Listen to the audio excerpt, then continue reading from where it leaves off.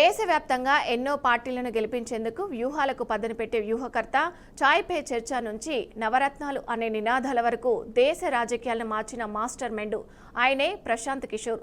Simple గా పీకే అని పిలుస్తారు. అయితే రాజకీయ వ్యూహకర్తగా అవతారం ఎత్తిన ప్రశాంత్ కిషోర్ కొన్నేళ్ల క్రితం ఐప్యాక్ పేరుతో కన్సల్టెన్సీ ఏర్పాటు చేశారు. డేటా విశ్లేషణ ఆధారిత విధానాలు, బూత్ స్థాయి నిర్వహణ, క్షేత్రస్థాయి సమస్యలు, సోషల్ మీడియా ప్రచారం వంటి సరికొత్త అస్త్రాలతో పలు పార్టీల విజయంలో కీలకంగా వ్యవహరించారు.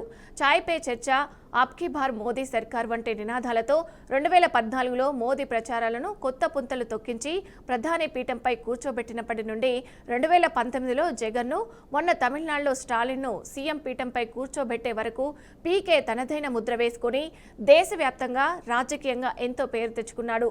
ఈ పేరును ఉపయోగించుకొని బీహార్ను మార్చాలనే వ్యూహంతో తొలిసారి స్వరాష్ట్రంలో పార్టీ స్థాపించి బొక్కబోర్ల పడ్డాడు.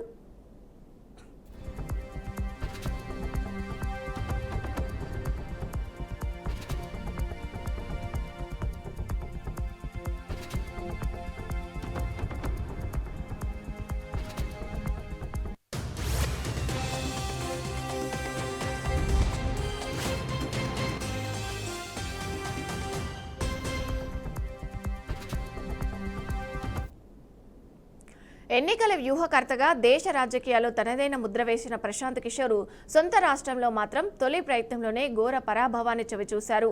చాయ్ పే చర్చ, కాఫీ విత్ కెప్టెన్ వంటి నినాదాలు, సర్వేలు, సోషల్ మీడియా ప్రచార వ్యూహాలతో ఎందరికో వ్యూహాలు రచించి వారిని అత్యున్నత పదవులతో కూర్చోబెట్టారు.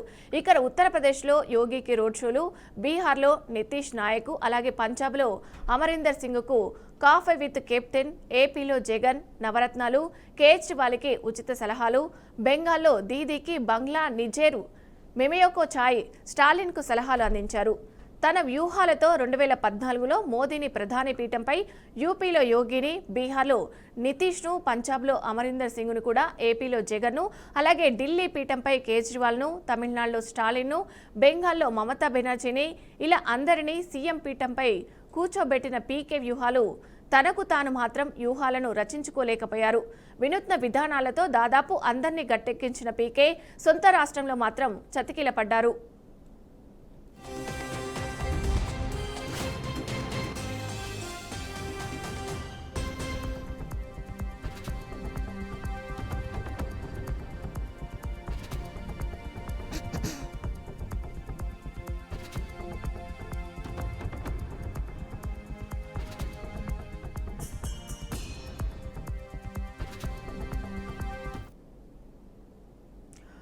మూడేళ్ల క్రితం నుంచే బీహార్పై దృష్టి సారించిన పీకే బీహార్ బద్లావ్ పేరుతో 2022లో పాదయాత్ర చేపట్టారు.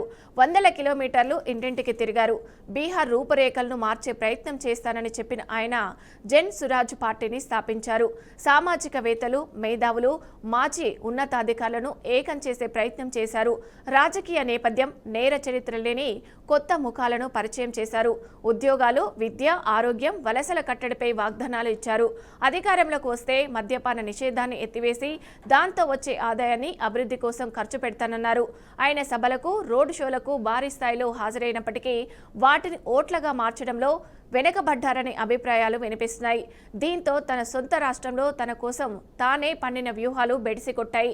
స్వంత రాష్ట్రం బీహార్లో జన్ సురాజ్ పేరుతో కొత్త పార్టీని స్థాపించి దాదాపు 200 స్థానాల్లో పోటీ చేసి ఘోర పరాజయాన్ని చవిచూశారు.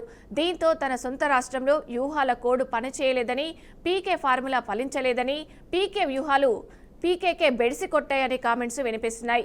బీహార్ ఎన్నికల్లో కనీసం ఒక్క ఎమ్మెల్యే సీటు కూడా గెలుచుకోకుండా కేవలం 3.5 ఓట్లతో చతికిల పడ్డారని, పీకే వ్యూహాలకు బీహారీలు షాక్ ఇచ్చారని, ఎందరినో గెలిపించి తాను ఓడి అంటూ సోషల్ మీడియాలో సెటర్లు పేలుతున్నాయి.